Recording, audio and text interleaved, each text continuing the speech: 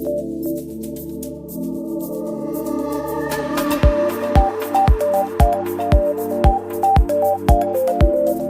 one is the strength. Strength is very important properties of the engineering materials. तो strength क्या है?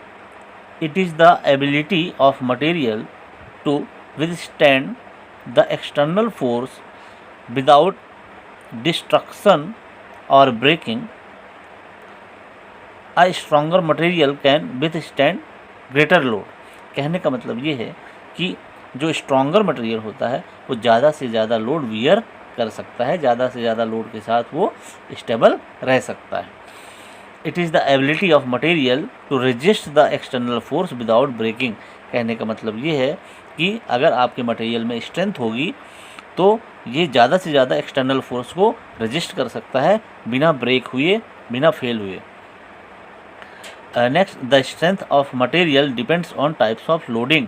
जो strength है मटेरियल की वो टाइप्स ऑफ लोडिंग पे बहुत ज़्यादा डिपेंड करती है. Next one is the various types of strength like tensile strength, compressive strength and shear strength. जो स्ट्रेंथ होती है वो 3 प्रकार की होती है जिसको हम डिस्कस करेंगे एक एक करके. Now shear strength. सबसे पहले शियर स्ट्रेंथ देख लेते हैं. शियर स्ट्रेंथ में आप देख रहे हैं कि यहाँ पर एक मटेरियल रखा हुआ है जो कि दोनों तरफ से क्लैंप के द्वारा फिक्स किया गया है और इसमें हम एक फोर्स, एक्सटर्नल फोर्स ऊपर से अप्लाई कर रहे हैं इस मटेरियल के ऊपर. जब इस मटेरियल के ऊपर कोई एक शियर स्ट्रेंथ या एक्सटर्नल फोर्स अप्लाई होगा तभी क्या होगा, इसका जो लोड है वो शियर हो जाएगा, पूरे इस मटेरियल में शियर हो जाएगा. ठीक है, जिसे हम क्या बोलते हैं, shear strength. Next one is the compressive strength.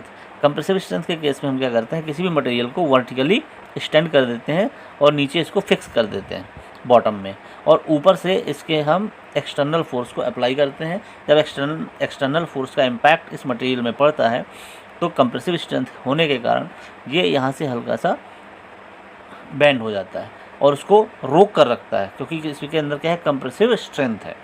ठीक है, अगर कंप्रेसिव स्ट्रेंथ नहीं होती तो ये क्या होता है, यहाँ से ब्रेक डाउन हो जाता. क्या हो जाता, ब्रेक डाउन हो जाता. Tensile strength. टेंसाइल स्ट्रेंथ में इसमें हम एक मटेरियल का पीस लेते हैं. मटेरियल में इसके दोनों एंड से हम एक्सटर्नल फोर्स अप्लाई करते हैं और इसको पुलिंग करते हैं, है ना. बेसिकली इसके लिए हम UTM, universal testing machine use करते हैं tensile strength and compressive strength के लिए. तो यूटीएम मशीन में हम इस मटेरियल के पीस को फिक्स करके हम इसमें क्या करते हैं, इसको स्ट्रेच करते हैं, है ना. जब स्ट्रेच करेंगे तो इसमें यहाँ पे इस टाइप से मटेरियल का फॉर्मेशन होगा जिसे हम क्या बोलते हैं, नेक फॉर्मेशन. तो यहाँ पे at the time of failure ये इसमें यहाँ पे नेक फॉर्मेशन होगा और लास्ट में ये ब्रेक डाउन हो जाएगा. बट इससे हम इसकी टेंसाइल की टेस्टिंग करते हैं कि इसके अंदर कितना स्ट्रेंथ है. तो these are the types of strength of material and it is a strength which is the good properties of the material. Strength के बिना किसी भी मटेरियल की हम कल्पना नहीं कर सकते हैं. Next properties, elasticity. तो elasticity, when a material is subjected to a load,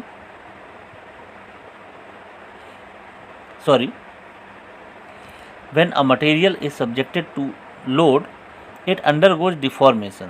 जब हम किसी मटेरियल में लोड अप्लाई करते हैं तो ये क्या हो जाता है, डिफॉर्म हो जाता है. ठीक है, during deformation internal forces are generated.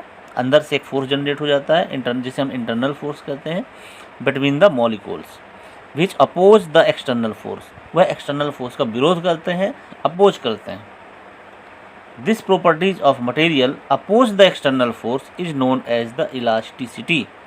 कि यह मटेरियल की यह प्रॉपर्टी कि उसके अंदर एक इंटरनल फोर्स जनरेट हो गया और एक्सटर्नल फोर्स से लड़ने लगा, एक्सटर्नल फोर्स का अपोज करने लगा, इस प्रॉपर्टीज़ को हम क्या बोलते हैं, इलास्टिसिटी.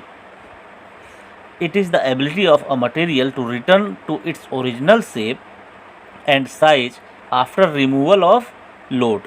तो कहने का मतलब ये है कि जब हम किसी मटेरियल में कोई एक्सटर्नल फोर्स अप्लाई करते हैं और इसके बाद जब हम वो एक्सटर्नल फोर्स या लोड को रिमूव कर लेते हैं, तो जो आपका मटेरियल है वो जो भी आपका डिफॉर्मेशन हुआ होगा वो अपने ओरिजिनल शेप में वापस आ जाता है। इस एबिलिटी को हम क्या बोलते हैं? Elasticity. This property is desirable for tool materials, है ना। तो टूल मटेरियल्स के लिए ये प्रॉपर्टी बहुत ही उपयुक्त है। It may be noted that mild steel is more elastic than rubber, है ना। तो यहाँ पे देखा जा सकता है कि जो माइल्ड स्टील होता है वो रबर से ज़्यादा इलास्टिक होता है। ठीक है, एग्जांपल के तौर पे देखते हैं कि जैसे हमने एक स्प्रिंग लिया हुआ है, इसकी स्प्रिंग की लेंथ जो है यहाँ पर L है ना, इनिशियल कंडीशन में। अब हम क्या करेंगे, इसको लोडिंग कंडीशन में पुल करके रखेंगे, मींस हम एक्सटर्नल लोड अप्लाई करेंगे तो इसमें डिफॉर्मेशन हो जाएगा। क्या होगा डिफॉर्मेशन?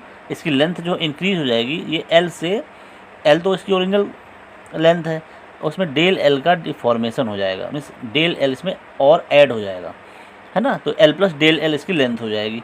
बट जैसे ही हम इसको लोडिंग कंडीशन से इसको फ्री करेंगे, एक्सटर्नल लोड को रिमूव करेंगे, वापस से ही ये क्या होगा, इसके अपने ओरिजिनल लेंथ में आ जाएगी। जो कि शुरुआत में इसकी लेंथ L थी, वापस से अपनी ओरिजिनल लेंथ में वापस से आ जाएगी, है ना। एंड मटेरियल की इस एबिलिटी को हम क्या बोलते हैं? इलास्टिसिटी। आई होप इलास्टिसिटी आपको समझ में आ गया होगा क्या होता है।